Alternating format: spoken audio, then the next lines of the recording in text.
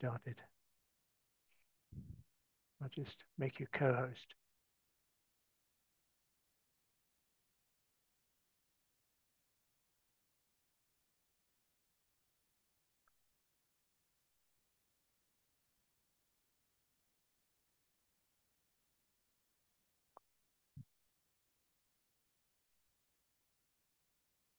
So welcome everyone to this workshop, Precious Jewels from the Buddha in the Light of Integral Yoga. I won't be making any introductions in this workshop because Monica has volunteered to do that all herself, which is wonderful. So what we'll do is we'll just retreat into a few moments of silence before Monica introduces herself in the session.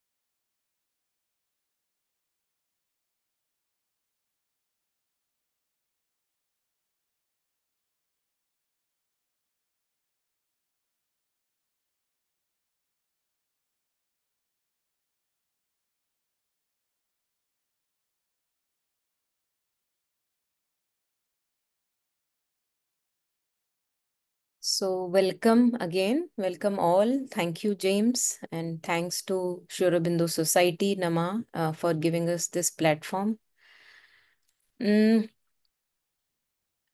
So first, before we start, I can share why it came to me, giving a little background why this session and why this theme. So over the years, I have been very, very fortunate to do many transcriptions of spiritual teachers, their talks, discourses. And somehow, the way I am, I've never kept a distinction that only this particular teacher I would do and not that one. So, because of that, I have found a lot of resonances everywhere. And I would say more resonances rather than diversions. Like if we philosophically start talking, okay, Sri Aurobindo has said that Buddha is this, and we can talk about all the diversions. But if you see Mother's prayers and meditations and all the other things that Mother and Sri Aurobindo share, and if we delve into Buddhist teachings, contemporary Buddhist teachings, we will see that there are more resonances than diversions. And I am here this 3 days. We are going to talk about those helpful resonances. And I have found for my own growth the practical tips and pointers from Buddha's teachings and the contemporary teachers, what they have said, the tools that they have given.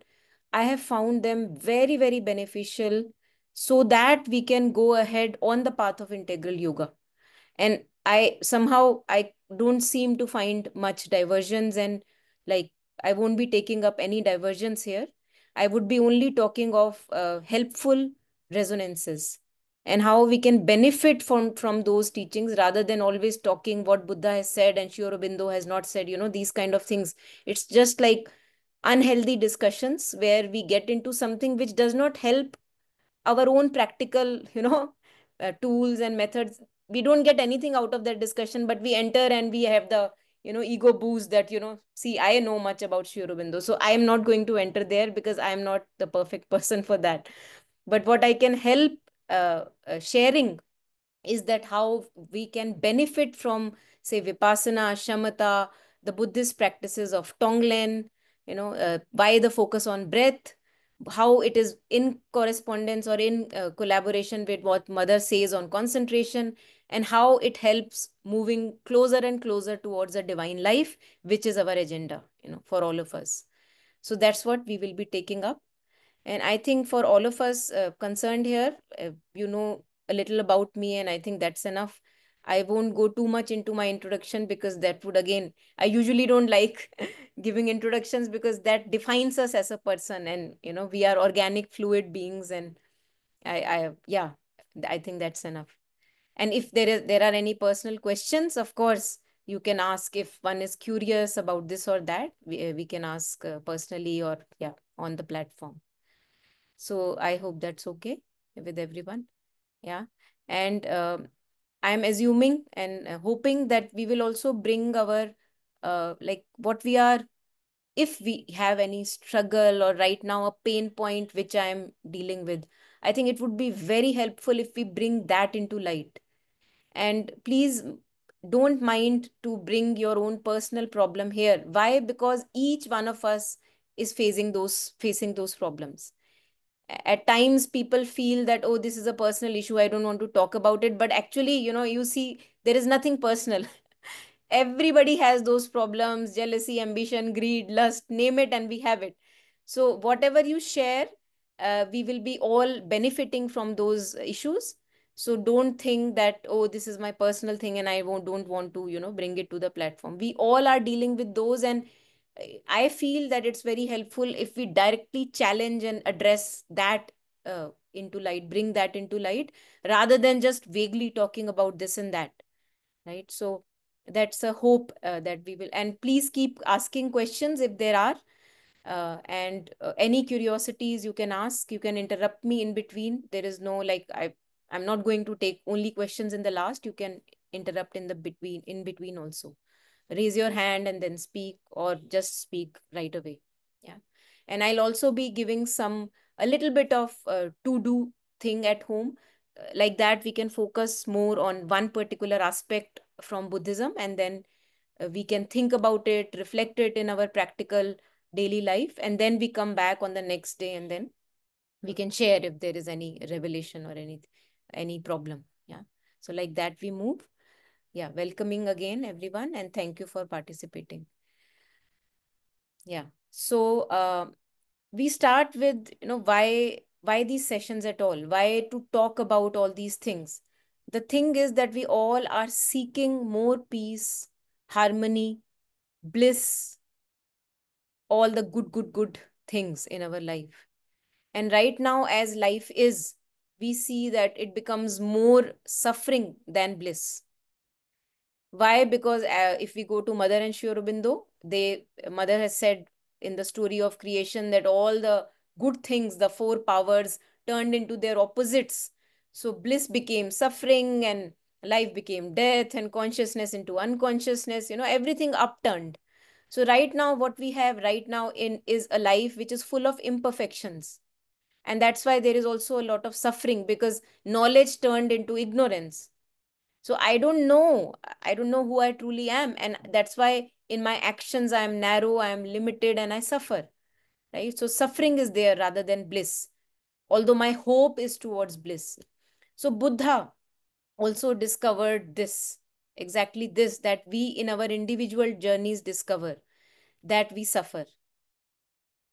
Hmm? That we suffer, and then we can see that why suffering is there, and how whether suffering can be addressed or not addressed at all. And if it can be addressed, then what is the path towards no suffering, and how to resolve that suffering. So this we call the Four Noble Truths of the Buddha. He was also very dissatisfied, discontent, looking at old age, sickness. When he saw it for first time, first hand, and he was not satisfied, and he left we all know about the stories. He left all the things that we also run after, like all the palace and luxury and comfort and everything. When he saw that, oh my god, there is sickness and there is death and everything, and then he wanted for himself to really practically experience what is this suffering. So I heard somewhere a master said that a difference between a Buddha and us, a normal individual, ordinary being, is that a Buddha is very sensitive to pain or suffering. We become numb to our suffering. We think that, oh, there is suffering in life. Oh, everyone has suffering. I am also suffering. How does it matter? But a Buddha is so sensitive that the moment he senses suffering in himself, he says, oh my God, what was that? And immediately he goes to the root of it. So we also, I think it's an inspiration for all of us that we also have to become that sensitive to any kind of suffering that we face in life.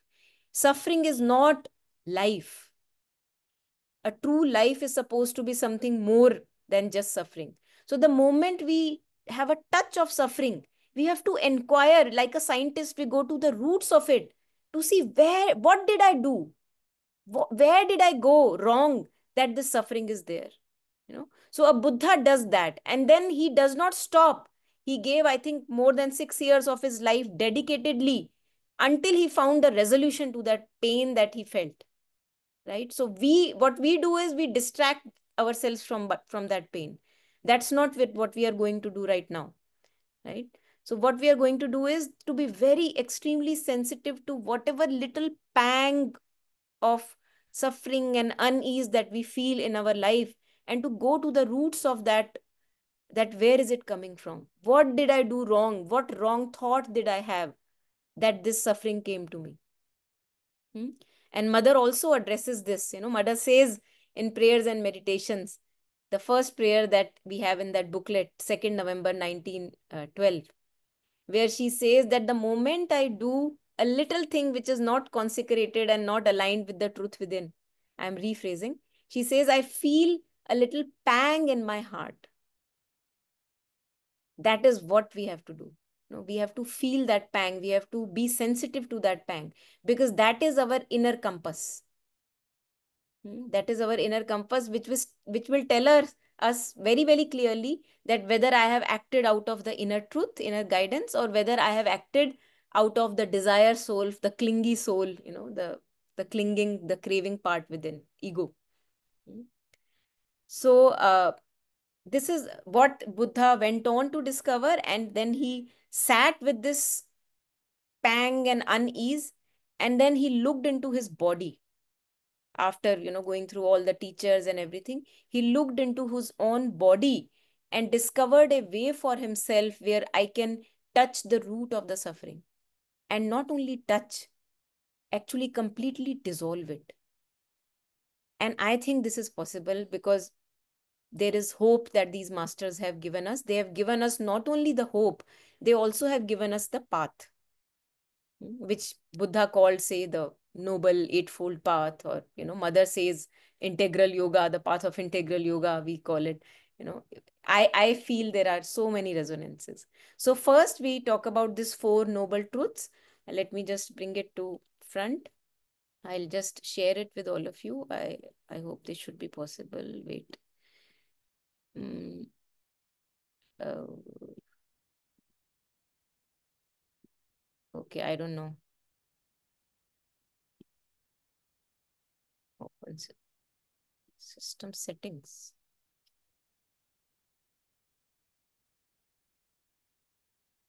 Okay, so this will take time. I don't have to share the screen. I can just talk with you. So we can write, if we have a notebook and something where you are taking notes, just write it, because it's good to remind. It's just write four noble truths.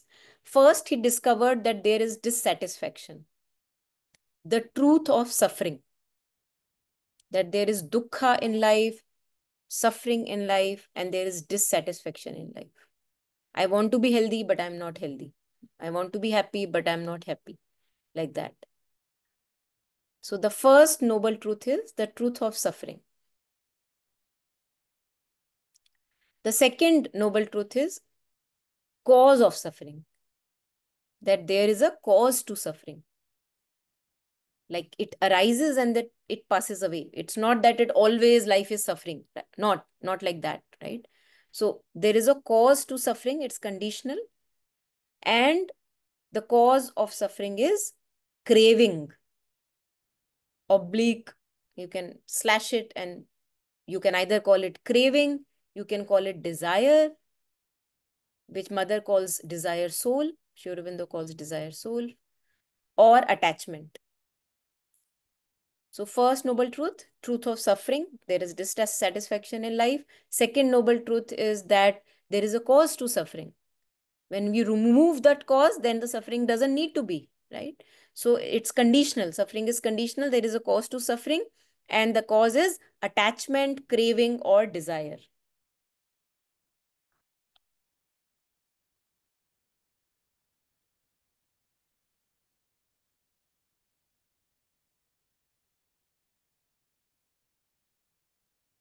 Yeah. And the third noble truth is that there is a path. This is so beautiful. There is a path, marg, path, leading to the end of suffering.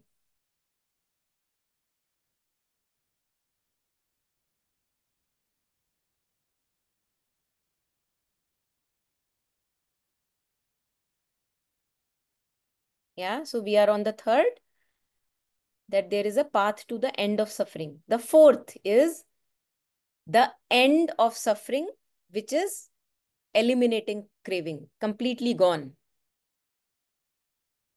Nirodh. In Hindi, we call it Nirodh. End of suffering. Elimination of craving.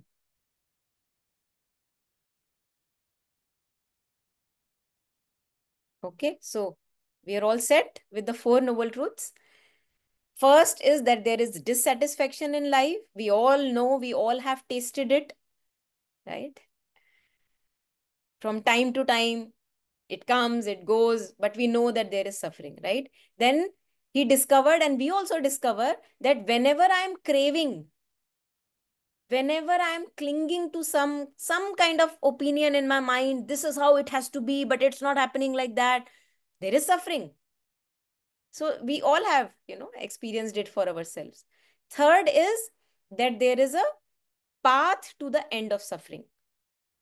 And then the fourth is the end of suffering, which is elimination of craving. And Sri Aurobindo talks about this, that there is a desire soul. We have all to move from the desire soul to the true soul, right? From craving, which brings so much of dissatisfaction, to the true soul, to equality, to equanimity. He also says that. And then we enter our true consciousness. And then he also says that life is not meant to be suffering. Life is not meant to be suffering. We have to move towards life divine. But how can we bypass all these steps? Right? So we can't bypass the elimination of ego. Egolessness, we can't bypass. If I am craving for superhumanity, oh, Sri Aurobindo has shown this idol to me, superhumanity, supramentalization. I can't jump to supramentalization. I have to first do the first step. What is the first step? And I am, I say that these small little pointers are very helpful for me, because let me at least come to this first.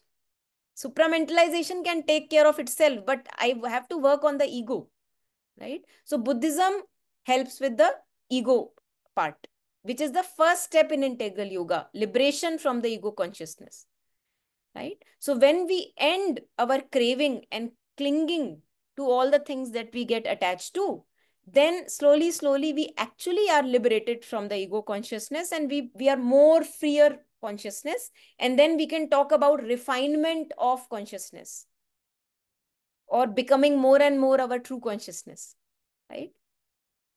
So desire soul, true soul, again, all resonating with what we were talking about, the four noble truths. Okay. Any question here? Anyone? Anything which is not clear? Yeah, Monica. Yes.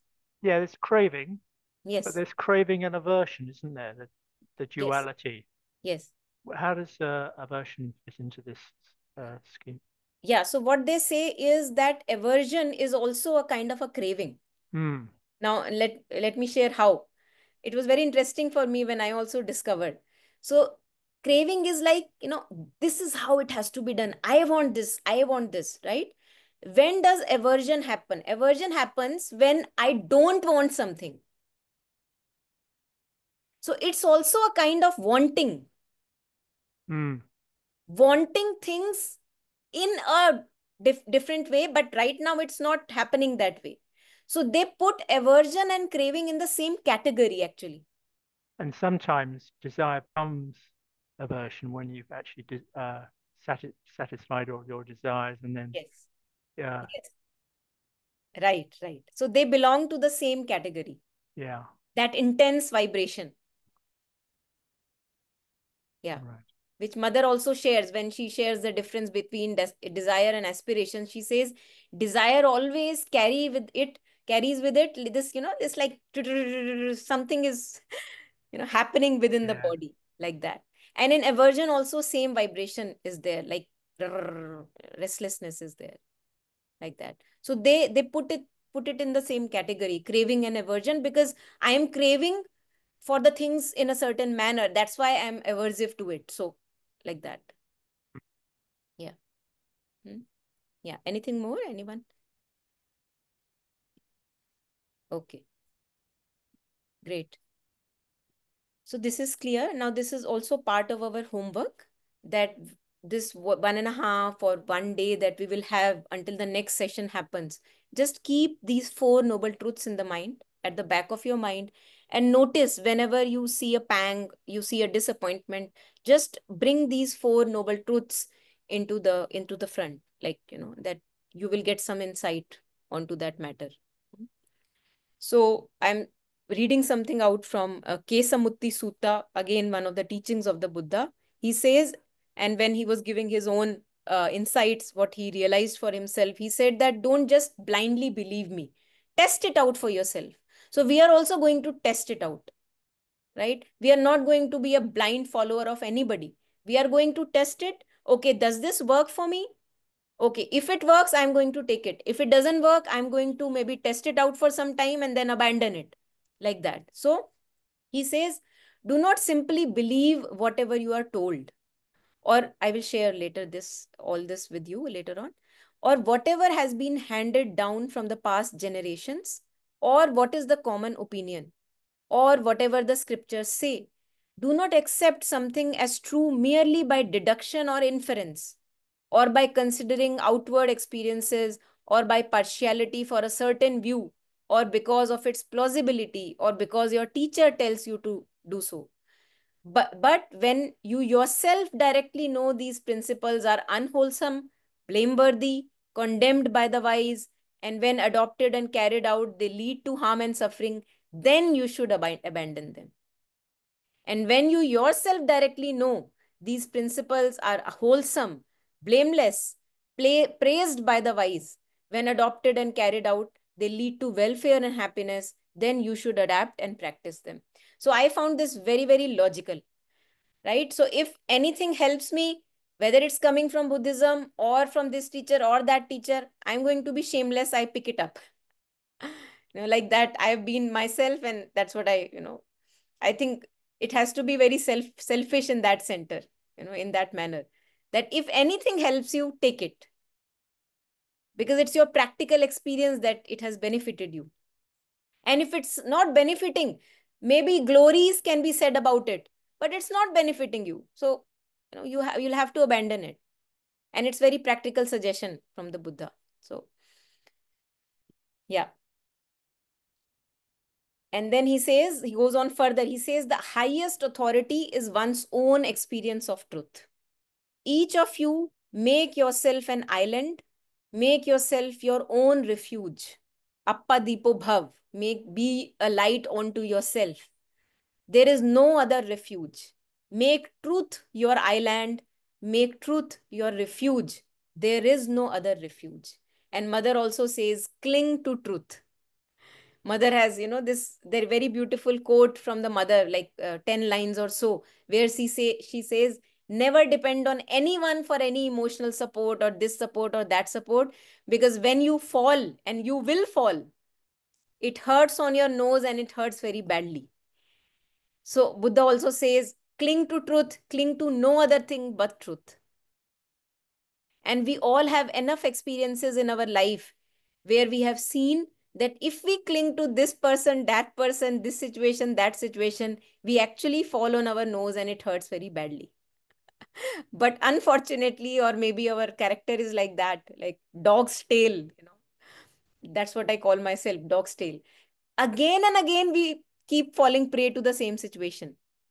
Earlier it was that person, now this is another person, but I am again banking on some person. So again, like we have to have all these truths in the front of us, reminders in front of us, that we can't depend on any situation, any person, any one particular thing which is material, and that cannot be our solid ground. And with this, we come to the next major truth in Buddhism, which is the fact of impermanence. Things are shaky, things are moving all the time. The material existence is fleeting. You have a good job today, you may not have it tomorrow. You have good health today, you may not have it tomorrow. You have a very good family today, you may not have it tomorrow. Right now, mind is functioning well. I can understand what I am speaking. I am hearing well. Who knows about tomorrow? Fact of impermanence. So I feel that if I keep reminding myself of this fact of impermanence, then first of all, I don't bank upon any particular material stuff, which includes people in our life, which includes situation in our life, which includes the particular job that I am in. Everything is fleeting. So if somebody was so kind to me yesterday and now they are not kind to me, it doesn't bother me much, because this is what is life. This is what mother has said. Never take support on anyone. What else was I expecting? So again, we see this resonance that Buddhism says that impermanence is there, ground is shaky, and you have to be comfortable in groundlessness. What do we mean when we are comfortable in groundlessness? Trust only on the divine and nothing else. In other words, divine is infinite, uncertain, vast, and impermanence is also infinite, uncertain, vast. So like you are having a free fall and you are very happy with it. You are not going to hit any ground. There is no ground. Right? So we allow ourselves to be comfortable with the groundlessness of things. Things are changing. Your husband talked with you yesterday very nicely, today very disappointed. Doesn't matter. Impermanence. Yesterday somebody gave you so much of importance. Now not. Doesn't matter. Impermanence. So like that. Like that, we have feet on the ground. We are not banking on anybody. And yet we are kind to everybody. Why? Because this is what everybody is experiencing. Not only me. Right? So the interaction is going on. Fluidity of organic relationships is going on. But you are not banking yourself anywhere. Hmm? So the fact of impermanence. Again, if you're writing, you can write this down in bold letters so that keep reminding impermanence. You can't expect lasting happiness from samsara, the worldly existence. It cannot give you that. And again, in our blindness, we again and again demand. I've seen myself demanding again and again. Right? So I have to remind myself, oh, again, I'm blinded. I can't expect this from this situation, right? So like when we are sleepy, what we do is we put this water on our face so that we wake up, right? Like that, we have to keep putting these words on our face so that we wake up. We forget, we become blinded again and again, right? Hmm? And then we are okay. Then we say that ground is on, our feet are on the ground, and the ground is groundless, and I am fine with it. Okay, anything here? Anyone wants to add on or share anything?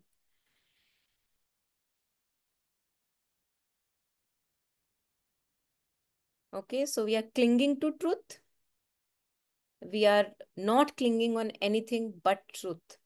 So no clinging to any person, no clinging to any situation, no clinging to any thought about any situation, not clinging to my rigid dogmatic ideas about any person or situation. That also is a part of craving. Clinging, craving, that also is a part of clinging, that when I'm sticking too tightly to my ideas. Hmm. Yeah. So I'm going ahead. Now, then Buddha says that how do I show my respect to the masters who have given us so much? Like we want to be grateful to Mother Shri Aurobindo or any master that we follow. How do you show respect? So he says very practical stuff. Again, he says, this is not how an enlightened one is properly honored or shown respect or revered or venerated. Rather, it is the monk or nun or lay person who steadfastly walks on the path of dharma, the law of nature. What is the law of nature? Impermanence, that we can't cling to anything. So he says this progressive unfolding of life where you can't stick to anything. Law of nature is changing, ever changing, like a continuity. When you are in tune with that, when you are following that, then you are showing respect to your teachers, not by just claiming that I am a devotee or a disciple of this particular person and that's it. Not like that. He says that the person who steadfastly walks on the path of Dhamma from the first steps to the final goal. Now, for Buddha, the final goal may be enlightenment. We are on a longer journey, Sri Aurobindo says. Enlightenment is the first one. So, further long, journey is really very long. So, we have to create a life divine. Think about that. अभी enlightenment तो मिली नहीं है, we haven't reached there, but we have to create life divine. So long, long, long, long way to go. And that keeps our feet on the ground again. That abhi, I still have to reach here. I can't talk of that. That's too far. But not to say that we can't talk of that. When we talk of that, we get enlightened.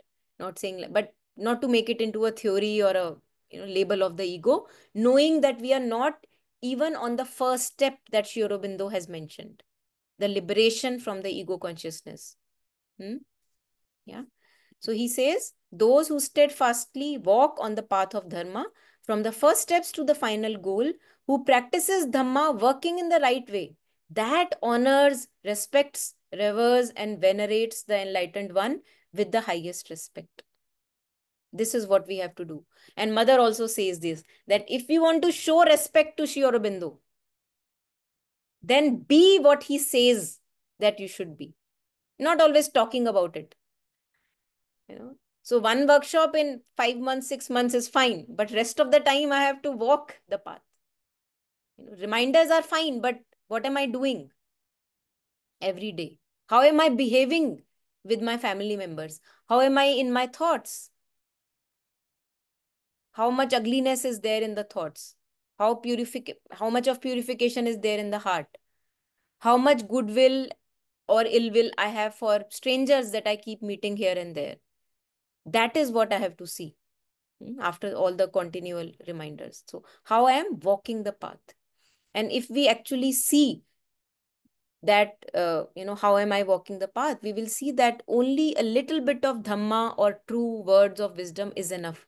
Because then I will see, oh my God, I have not yet reached what Buddha has shared this, or mother has shared, like purity or sincerity. So pick one little thing for yourself, but walk the path. Don't attend anything. In fact, at times I feel that I talk too much, and that's why I asked James for some time that I'm not going to take any sessions, because let me just walk, and sometimes it becomes too much of an overdose these days when you have everything on YouTube, so much on YouTube. On one hand it's a blessing in disguise, on the other hand it becomes a trouble, because if you are listening continuously to Dhamma talks, you begin to feel that you have changed, but you have not changed. So time to time, we have to gauge, we have to access within and see, we'll work on body sensations, the rest of the days, that in my body, when the disturbing sensation comes of any negative emotion, am I following that sensation? Am I following the dictate of that sensation? Or am I just enduring it? So you have to continuously be tuned in the body. That's where Buddha discovered enlightenment for himself. Being tuned in the body, being aware to all the sensations arising in the body. And whenever the disturbing ones are arising, there are two kinds of disturbing ones. One is craving, hmm, and one is so-called, anger, aversion, we can call. The thing is that we are not very conscious of the craving pleasing sensations. Like, say, for example, I like ice cream. And when I eat ice cream for one, I feel the urge to take the next spoon because it's feeling pleasant. So the pleasant sensations miss our attention. And there also the craving has to be addressed. You will very easily become aware of the disturbing sensations when in terms of anger or jealousy, because you will feel very strongly in the body, burning in the heart or maybe in the tummy, something, ambition in the tummy, or in the heart you feel jealousy and some anger or attachment, right?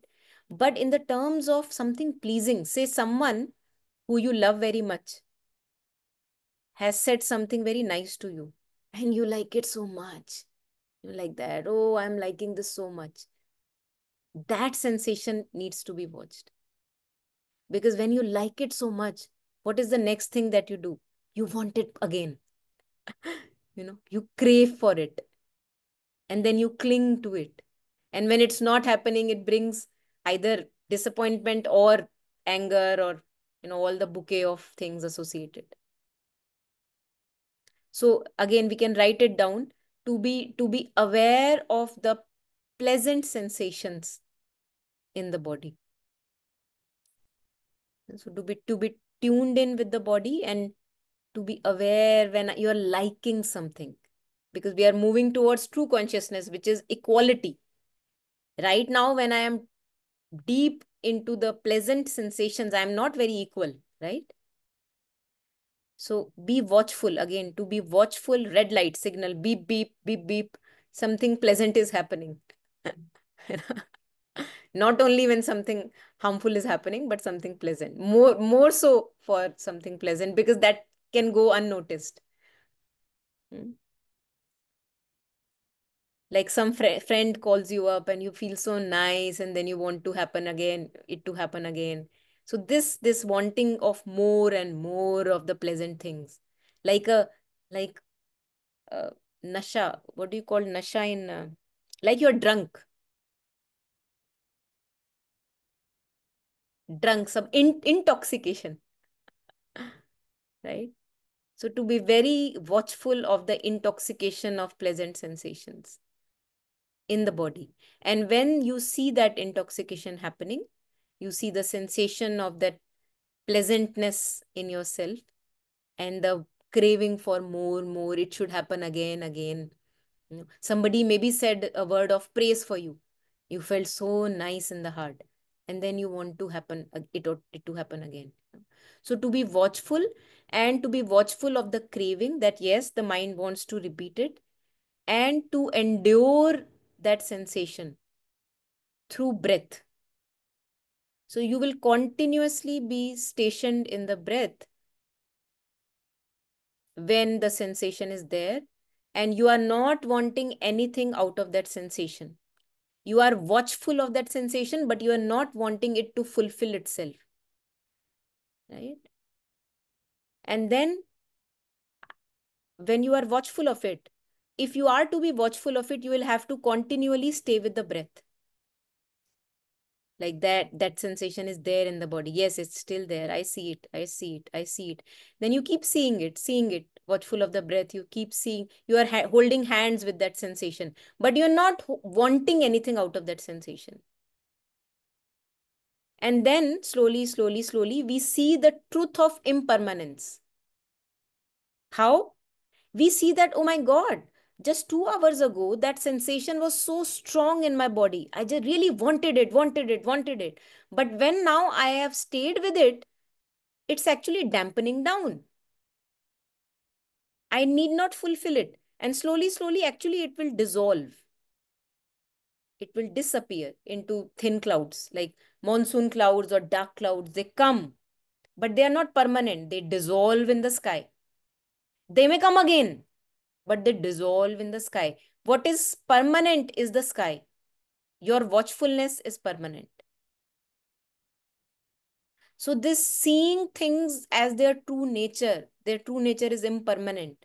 This is also one of the key concepts of Buddhism. Seeing the true nature of phenomena. Phenomena is anything which comes and goes. Like anger comes and goes. Craving comes and goes. Good things come and go. Good times come and go. Bad times come and go. Good friends come and go. So everything which comes and goes is limited in time and space, is a phenomena. And in Buddhism, they say that if we see truly the nature of phenomena, then we can't be clingy because we know it comes and goes. You can't base yourself on that, right? So, for example, say I miss a friend. I miss a friend very much, and I'm missing him. I'm missing a friend. I'm missing very badly. But I have learned to endure all my sensations. So what I do is I stay on with that sensation of missing in the body. I keep breathing through it, holding hands with it, slowly, slowly. I don't call that friend. I don't contact that friend. I want to endure this sensation, right? You're enduring, enduring, enduring. And slowly you see after a few hours or maybe minutes or depending on your practice, you will see that that sensation is not troubling you anymore. So you didn't have to do anything about it. You just have to endure. And endurance again is a very key concept in integral yoga also. For equality, you can't ignore endurance. You will have to endure pain. You will have to endure missing. You have to endure craving sensation when it comes. You are very angry at someone, but now you know that I don't want to act out of anger. So what do? You endure the sensation of anger in the body. You don't act out of it. And slowly you see that the sensation has gone. Now you can say still what you want to say to another person, but now not with the domination of anger. You are free of anger now.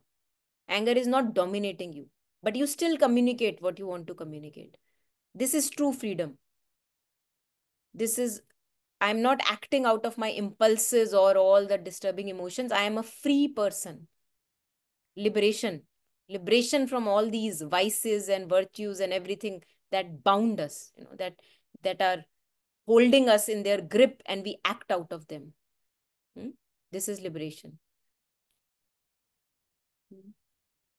So we talked about seeing sensations in the body, especially the pleasant ones, and how the pleasant ones, when they are happening, if we are not watchful, then you will demand again after some time, oh, that I want it to happen again. And if you are free of it, then if it may happen, may not happen, doesn't matter. If it happens, you take it nicely, you enjoy it, you have delight in it. Calling a friend, meeting a friend, doesn't matter. But if it's not happening, then it's not troubling you. Then you're not feeling that, oh, something is missing in my life, like lacking in my life. And from time to time, this feeling of lack will come. All of us must have experienced this feeling of lack in our life. We have to endure that sensation of lack. Through that, we find the fullness. So at times, do this experiment for yourself. Endure that feeling of emptiness. Endure, when I say endure, you stay with the breath and totally with that sensation of lack. Like a scientist, be fully with that sensation of lack. See how it moves in the body, how it makes you things that you maybe not want to do. So stay totally with the experience of lack. And through that lack or emptiness, we actually find what is full, not by ignoring it. So be fully with whatever the moment is presenting to you. If the moment is presenting you jealousy,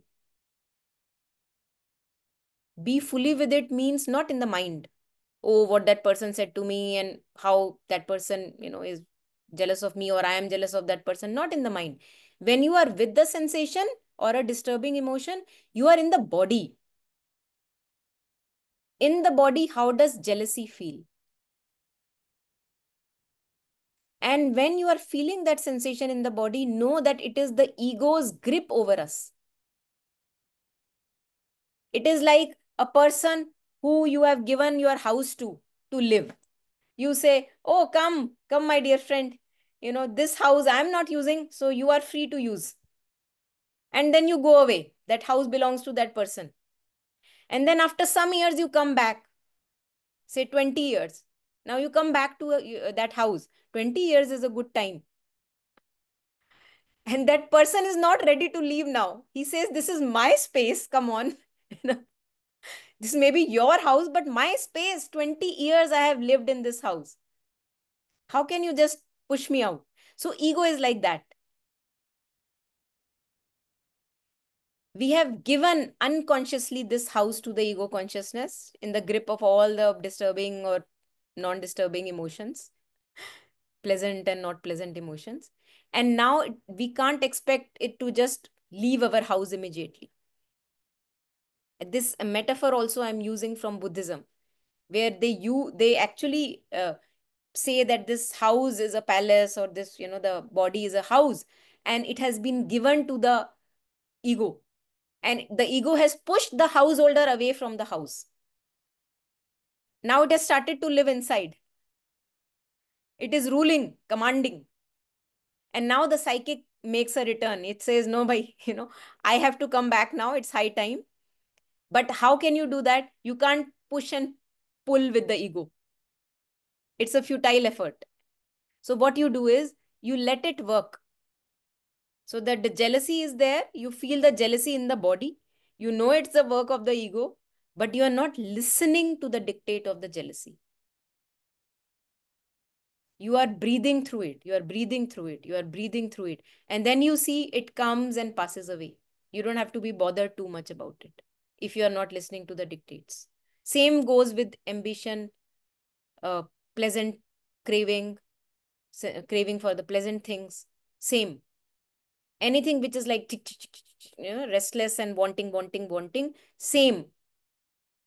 Crux of the matter is same. We have to endure. We have to stay with the breath and let the sensation come, stay in the body, feel its grip, but not listen to what it wants you to do. That is not true. And then we see that it's not a big deal. It comes and passes away. If I don't listen to it, and this is what mother says, when many people ask that, mother, I again and again I go away from you. You are away from me. I can't feel your presence. Mother says, I don't go away from you. You go away from me. So what we do is that we start to listen to the dictates of these intruders. And Sri Aurobindo in Savitri calls these things cherished guests. Because we think, why do we listen? Now, this is also very important. Why do I listen to these intruders? Because they don't appear like intruders to me. They give me some promise. What is the promise? They say, I will give you lasting happiness. So again, in the backdrop, what has started to happen? Promise from samsara, promise from worldly things of giving you lasting happiness. It's a fake promise. They are fooling you like that. We have to remind ourselves it's a fake promise. So they can't be our cherished guests if we don't listen to their promise at all. And why will not you listen to that promise at all? Because now you are wise enough. You have seen for yourself that this world cannot give me lasting happiness. So any promise that is now distracting me from my concentration is a fake promise, fake promise, fake promise. And then we come to Sri Aurobindo. See how these things are gelling so well. Sri Aurobindo in Synthesis of Yoga talks about purity and concentration. The more you are pure in your thoughts, you will have better concentration. Because when I sit with breath, or when I sit with mother's name, what is my distraction? Worldly thoughts. How long can worldly thoughts be my distraction? As long as they hold any promise for me. If I have seen for myself that no, this promise is false, I can't be blinded again, I will have a very good concentration either on mother's name or breath in the body, fully in the present moment, and open to the grace. Nothing can distract us. So I can't go away from mother if these things are not holding promises for me.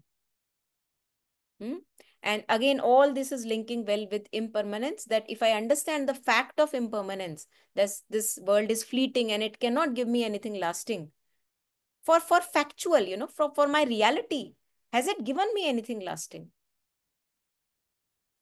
Contemplate on it, think about it, know it for yourself that no, I can't trust it. Then my concentration becomes pure, and with purity, I am more and more grounded in myself. And what is impurity in that sense? Impurity is anything that gives me a false promise of lasting happiness from this world is an impurity. That becomes my weakness. So a person may become my weakness, a situation may become my weakness, my parents may become my weakness, clinging, attaching to that situation may become a weakness. That there is something I'm going to get out of here. There is nothing you can get out of here. You are already abundant. So we have to remind again and again, remind. Yeah, we take a pause here. Anything here? Anyone, anything so far? I wanted to ask about, when you were talking about witnessing the sensation. And in my experience, sometimes you can witness, but many times mind interferes with it, especially the thought and the memory and the experiences of the past come and it runs. And there as well, there are times when I can dissociate or see the thoughts rather than just getting it tackled. Sometimes I get into that flow and the cassette plays for some time and the awareness comes at much later stage. Sometimes it even comes when I'm in that cassette going on, but still it's very hard to pull out of that because we are so, as you said, you're talking about addiction, that how much we are addicted to thinking all the time. I just wanted to ask you from your experience, how can we, you know, make the mind silent in terms of witness even the thought sensations? Still find it easy and I breathe and I it's still easy, but with thoughts it's very hard because it keeps pulling your way and it keeps creating that constant chatter. And of course, you just get so exhausted and you get so, as the reality becomes muddled because you always have an opinion about others, that this is how things are and this is what it is. So I just wanted maybe just some from everybody or from you, is there somebody has found a way to silent it and witness it from thought? Yeah. Anybody wants to share anything here?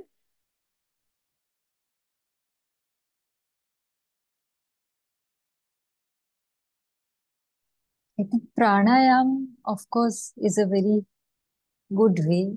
That's what I think. I don't have too much experience, yeah, but sometimes I really feel that, as you were talking about breath, so breath is the way, I think, for everything. And pranayam, if you do nadi shuddhi or whatever, anulom vilom, if you practice it regularly, then definitely it helps you to you can say decrease the speed of your thoughts. It will definitely decrease the speed of your thoughts and you will feel more peaceful.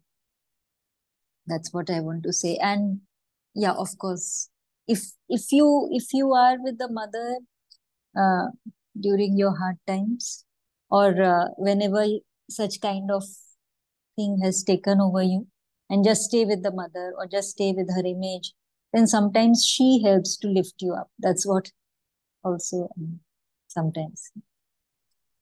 Thank you. I will also share something. What has worked for me, if the emotions are too strong, then meditation doesn't help me. Pranayama, I'm not able to sit at one place. At that point of time, I've realized I'm still exploring, but just going out, doing something, just distraction for some while, I think works for me. It is very difficult, especially when strong emotions are there. I've seen that it is very difficult to channelize. I think theory works okay, you understand everything, but when it comes into action, very difficult. Thank you.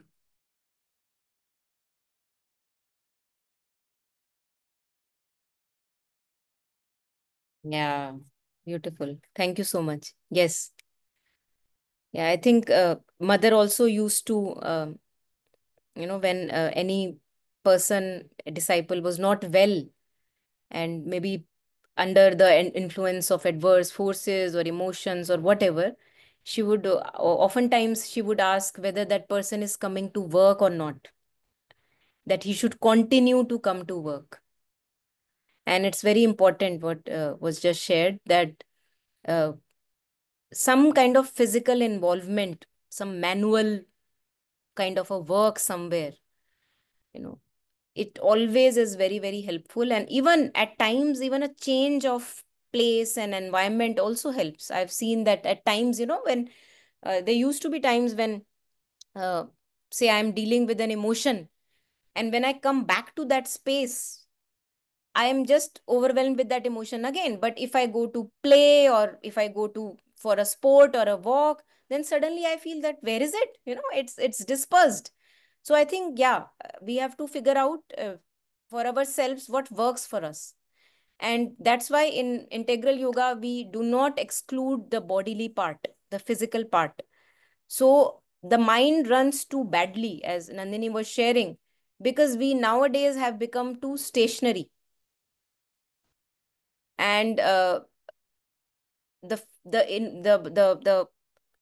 what do you say, the focus on the physical education is not as much as, say, for example, mother has preferred, important for new consciousness, right? So the physical has always to be running and up and jumping about. And then you see that you actually silencing of the mind happens when the physical is taken care of. So we have to these days, because since advent of computers and internet and all, everything going online has its advantages also, but disadvantages more, because it has made us too much into here. And then all this, and we are powerhouses, we all are powerhouses of energy. When all that energy is not put into some selfless work, or some physical education or somewhere, then it rushes up in the brain, and the thoughts here and there and everything, and you can't handle them. It's too much of energy. So we need to balance. I feel that, as was shared also, that we need a balance, and you have to find your own balance. Keep your physical part running, and as much as you can, you feel that this is fine for me, and then the mind doesn't trouble actually that much. But if it's only this, and only a little bit of kitchen work and housework, and maybe a little bit of reading here and there, like fragile dummies, it doesn't help us. Like gardening or something with the hands, and getting your hands dirty and feet dirty, running around helping someone with some manual work, I think that really is needed. Our lives have become too comfortable, and because of that, minds have become too complicated. Yeah. So don't, Deepa Ma, one of the Buddhist teachers, she also shares that luxury and comfort not good for spiritual practice. Because again, what happens in luxury and comfort is the physical becomes dull. So all that energy which should go into training the physical goes into the mind, and then it troubles and emotions and everything. So yeah, very important that physical, emotional, and mental all needs to be balanced. That's why in integral yoga we see a very holistic education. Mother gave so much of push and vigor and into physical education. So we have to, as a child of the mother, we have to follow a little bit of that, at least, whatever little we can do. And then we will see the mind also remains relatively much challenged, channeled, because all that energy which would have rushed into the thoughts and gone berserk actually now is channeled. It has work to do. It is employed somewhere, so you are maybe playing a sport or tuning your body. And I think it has to be a little strenuous, not like just some stretches and something. No, that may work in the beginning, but according to, again, you have to customize and tailor make yourself your own regime, but it has to be a little strenuous, more than what you can do, a little more than what you can do. Like you would want to stop half an hour before, but you stretch for an half an hour more, like that. And then see how it changes your thoughts and the chaos in the mind. See how it changes.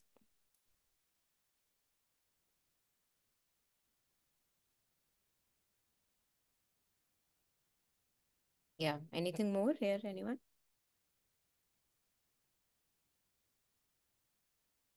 All right. So then I can move to first homework I have given you already. Just kidding. But yeah, just keep in mind and yeah, think about it for the time then we meet next. The next homework is we are going to talk about 8 worldly concerns. The concerns that come from the world. While we are living in the world, there are 8 concerns that come, that become the cause of our suffering. So this is also something which I would like to maybe write down, because when we are writing, the body is involved and then we remember well and we can remind ourselves. So 8 worldly concerns, and these are like opposites, like they are dualities, 4 dualities and their opposites that make the total 8. So we see that when we are suffering, what are we doing? We are running around these worldly concerns, and that is making me suffer. So in our homework, we will focus that, oh, now I'm suffering. I have a pinch of suffering. Is any of these 8 worldly concerns here responsible for my suffering? And then you can note down, tick mark. So this will be our one part of homework, right? So what we do is we run towards some kind of a profit or gain, that I should get this. And we want to run away, being aversive of loss, or a kind of a, like, I don't want this loss to happen, but I want this gain to happen. So again, this is taking care of both craving and aversion that we talked earlier. I crave for profit or gain, and I become aversive of loss. Okay, so write this down. Craving for profit is one worldly concern. Craving for gain is one worldly concern, number 1.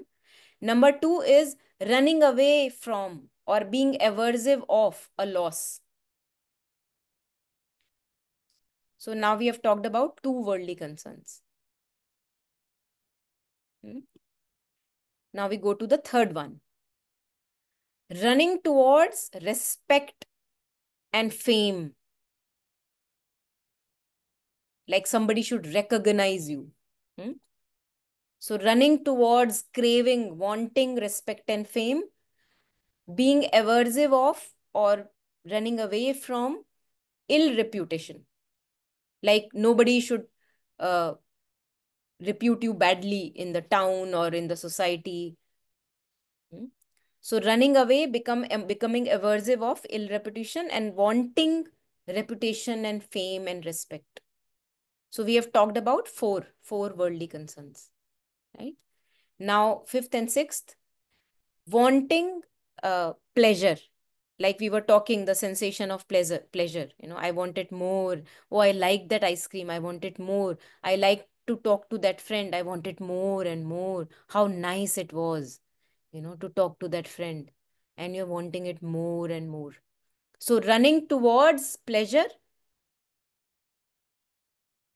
craving for pleasure, and running away, being aversive of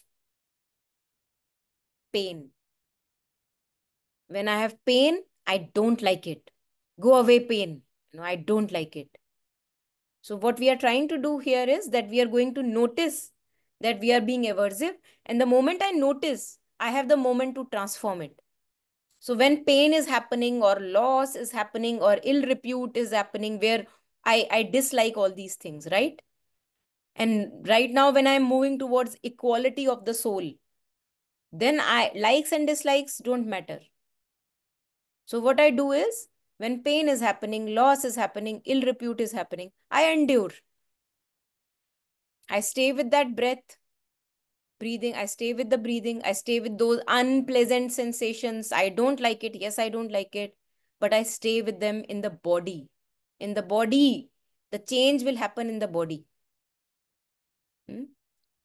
So in the body, I stay with those sensations, keep holding their hand and let them pass. I'm not going to follow their dictate. So all these likes and dislikes, I'm not going to follow their dictate. I'm going to be just enduring those sensations. So we talked about pleasure and pain. Now the last two, 7 and 8, are praise and criticism. We want to run towards, oh, someone has said nice word about you. Oh, your dress looking so lovely. And then a sensation arises of a pleasantness. I like it, and I want more and more of it. But when somebody criticizes me, oh, what have you done? This is not done the right way. Like that. I hate it.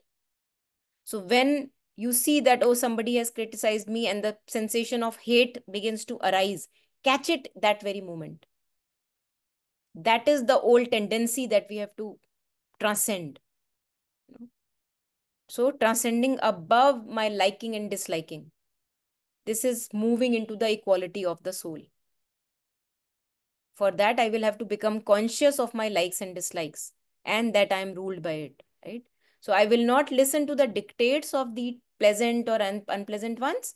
Whenever they happen, I tune in the body and I'm aware of those sensations and I endure the pleasant and unpleasant ones because they are impermanent. They don't stay forever. And in the meantime, as you were sharing, involve yourself in whatever physical work or walking or strenuous work that you are doing. Don't stop all that work that you are doing. And you will see that they actually pass. They don't stay forever. There is nothing so overwhelming about that, about them. And also in parallel, we have to grow in our conviction that yes, it's actually true for me. Now I know for myself that the world cannot give me anything lasting. It should not be a theory for you. Because if it is a theory for you, then you will be pulled and pulled again towards all these 8 worldly concerns. Because you will want. And you will have that lack within which you want to fulfill with all these 8 worldly things. But if you are okay with the lack, if you don't mind that solitude and emptiness, then nothing can shake you and move you. So becoming very okay with this lack that we have within, like a friend, make it a friend. It also wants a friend. So we hug that lack and that feeling of emptiness and loneliness, whatever you may call it, that we have within. Okay. So we talked about the 8 worldly concerns and that this is one part of our homework, that whenever through the course of this one day, 24 hours or what, I will keep checking the moment a suffering arises, the moment a pleasant sensation arises and you become conscious of it. See if it lies in one of these 8 things that we have talked about. Because if I keep running or running away from these 8, then always suffering is bound to come. And if I want to now ascend into my true consciousness, if I want to be liberated of the ego, then I will have to be equal to all these things: profit, loss, pleasure, pain, fame, ill repute, or praise or criticism. Doesn't matter. Truly doesn't matter for me. In the body, it doesn't move me. So see how it is moving you in the body. Be conscious of that.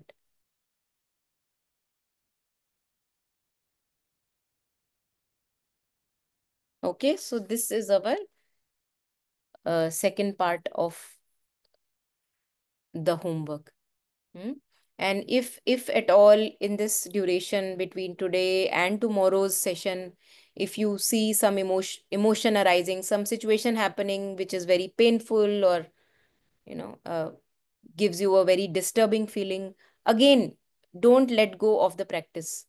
That is the very time to practice, because there you will see for yourself whether these things are true or not, whether I am creating my suffering by focusing on these likes and dislikes. And if I am creating it, then I can be free of it also using my will. Hmm? Yeah, anything here? Anyone?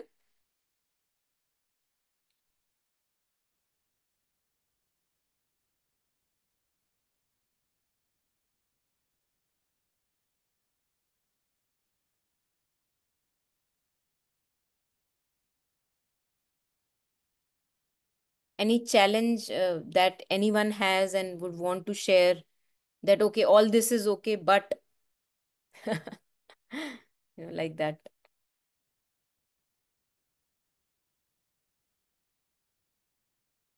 It's like, Buddhist teachers, they also talk about, when they talk of practice, now all this is fine, we have talked about it, but when they talk of practice, they also relate it with, say, playing a musical instrument.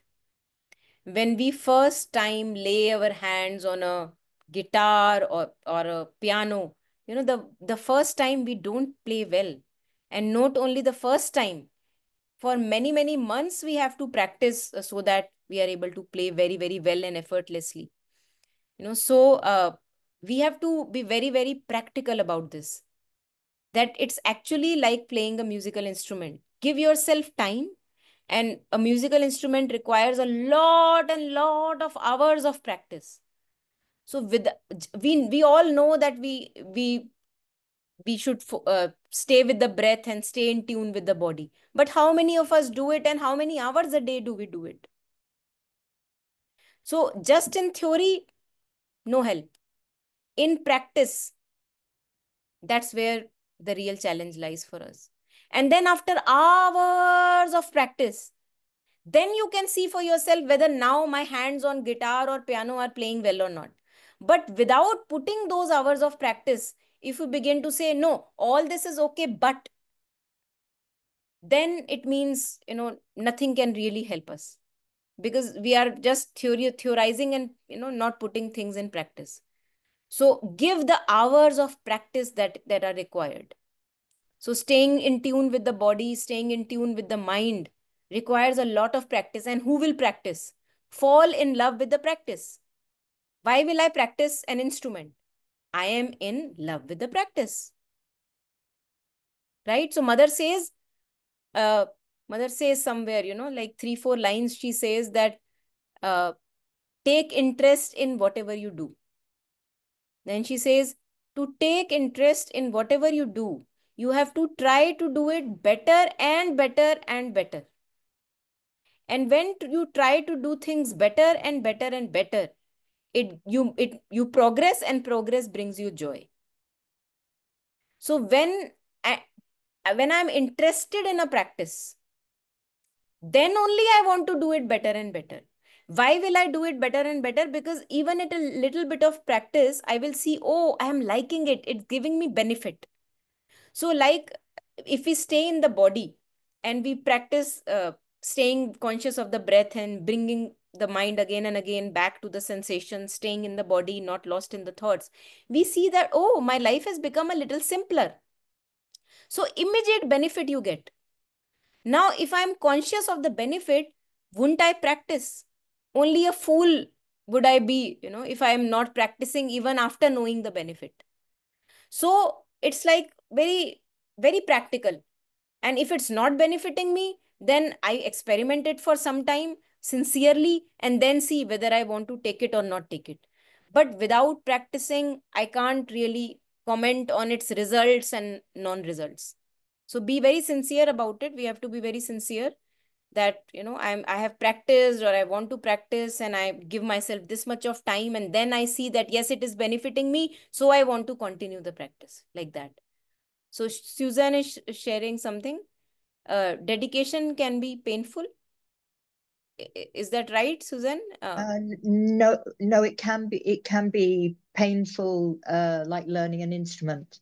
The resistance is there at first because of everything is like not oiled, not working properly. So that resistance creates pain, and then the dedication cuts through it. Yes, exactly.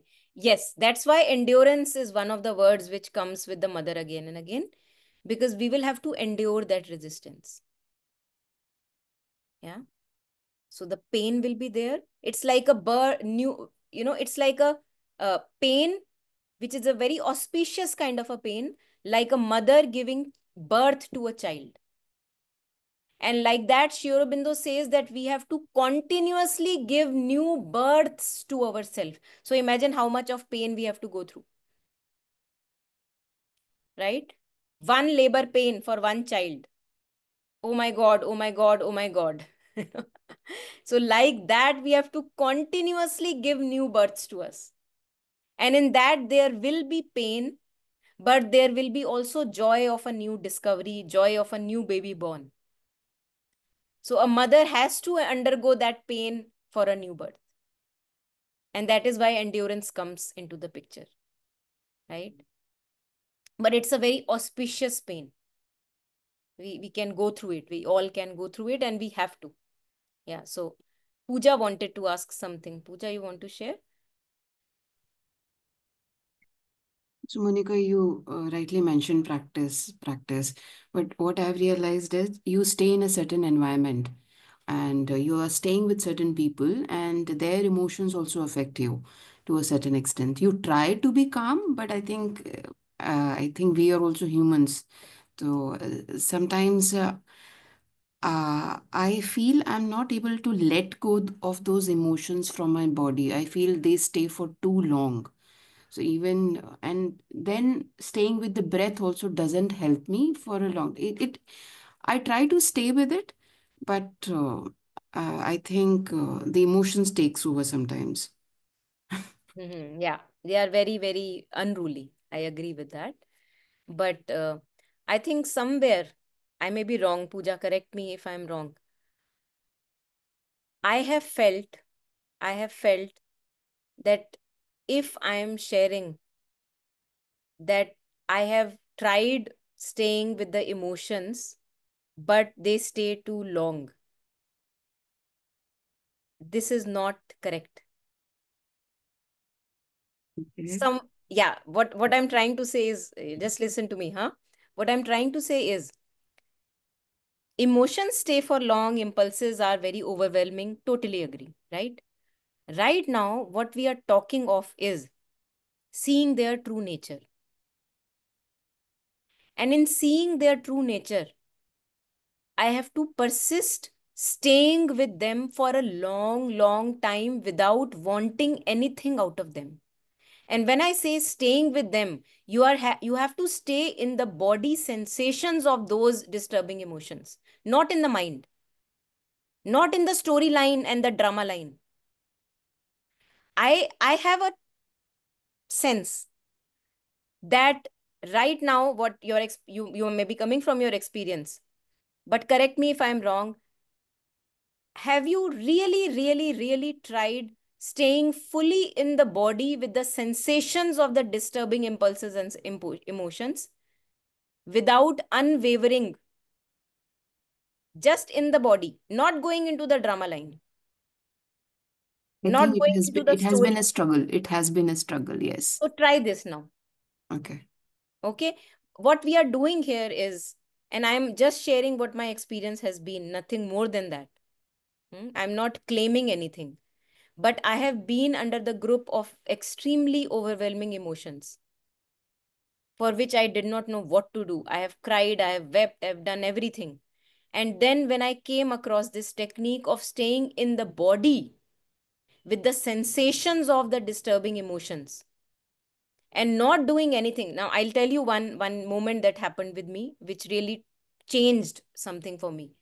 One moment, again, the grip of the ego. You have all the disturbing emotions and the drama and the storyline that comes with it. I was in the overwhelming grip of this certain disturbing emotion.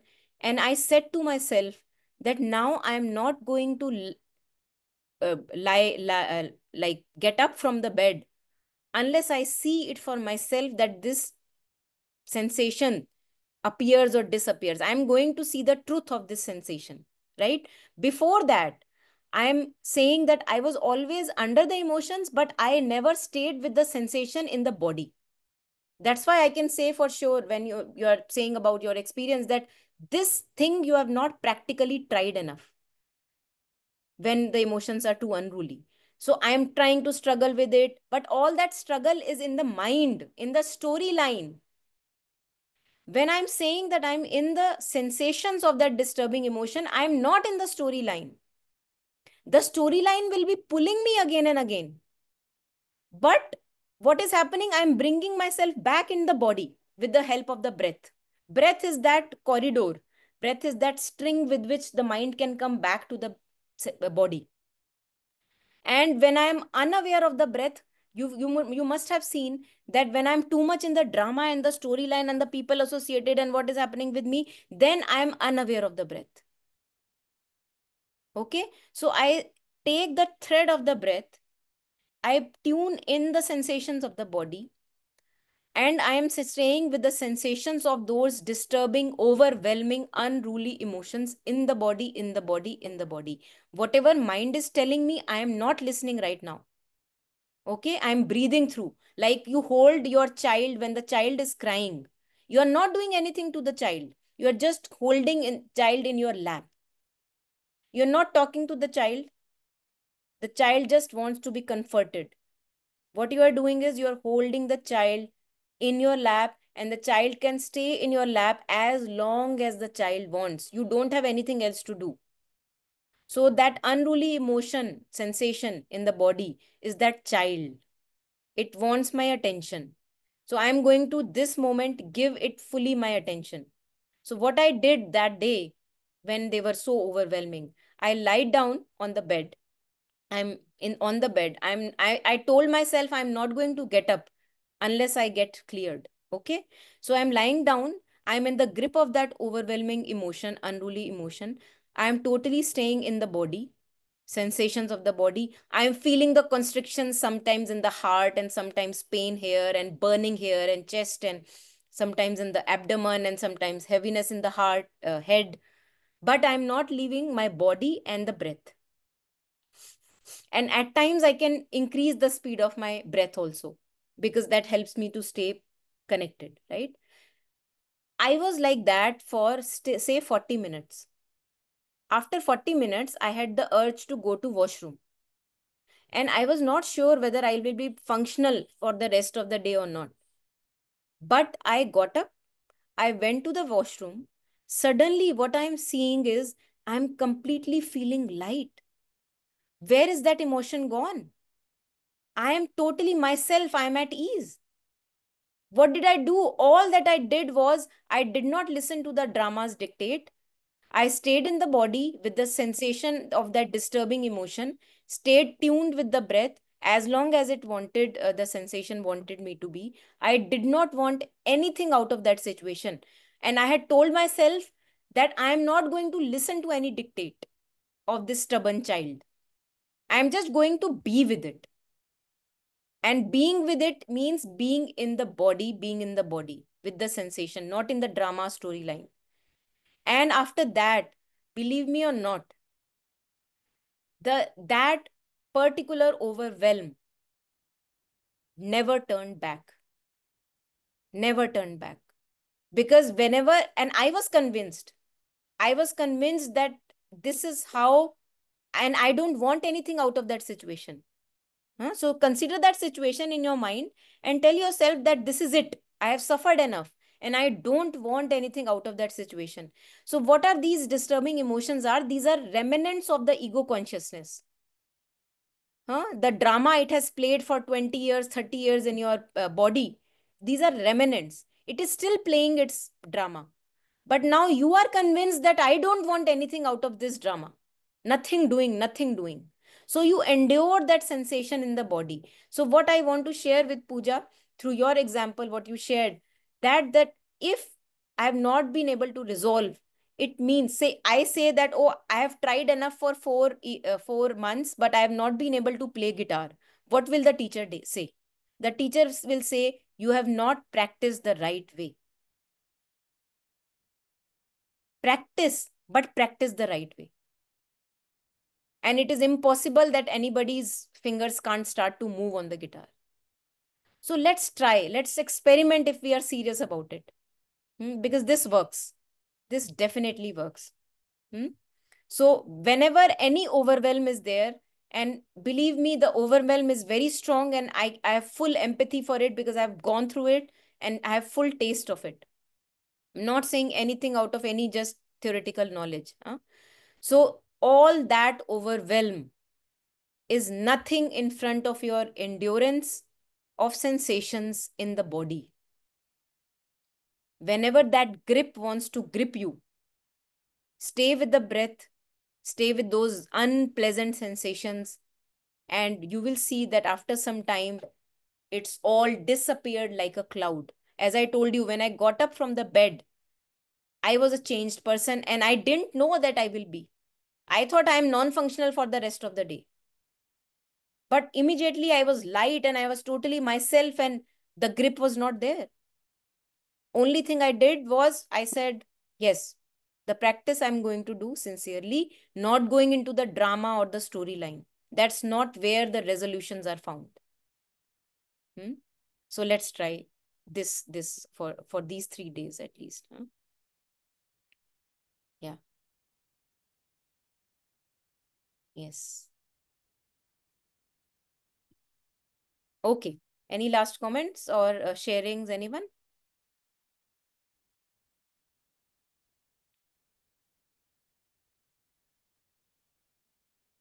Okay. So let us just dedicate, and then we can end for today. I have already given you all the 2 things that we have to focus on for rest of the day until we meet for the next session. Just see whenever any unease or suffering arises, please tick mark in your copy. Is this related to any craving, any aversion, any 8 worldly concerns that we talked about? Am I attaching to something? Am I clinging to anything? Is the worldly situation still holding a promise for me? That is why I am suffering. So please notice, observe, and in no time we can actually free ourselves of this suffering. We need not suffer. It is a self-created suffering. And all the situations around me, all the people around me, they cannot do anything if I myself not want to suffer. So nothing in my being should want to suffer.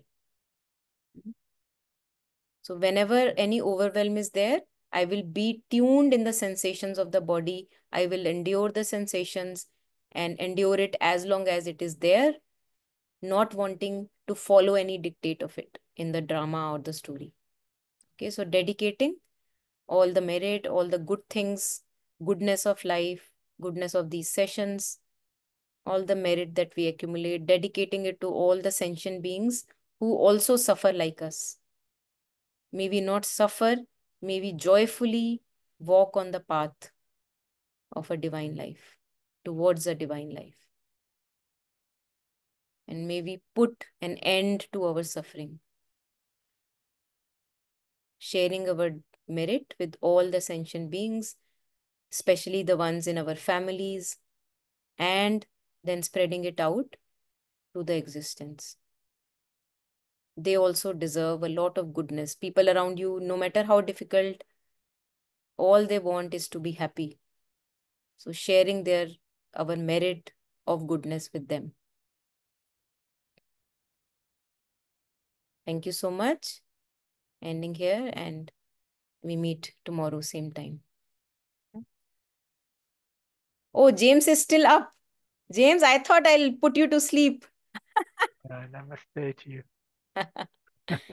Okay. Thank you, everyone. Okay, until tomorrow, everyone. Bye. Bye-bye. You. Bye. Thank you, Thank Monica. Thank you. Bye-bye. Namaste.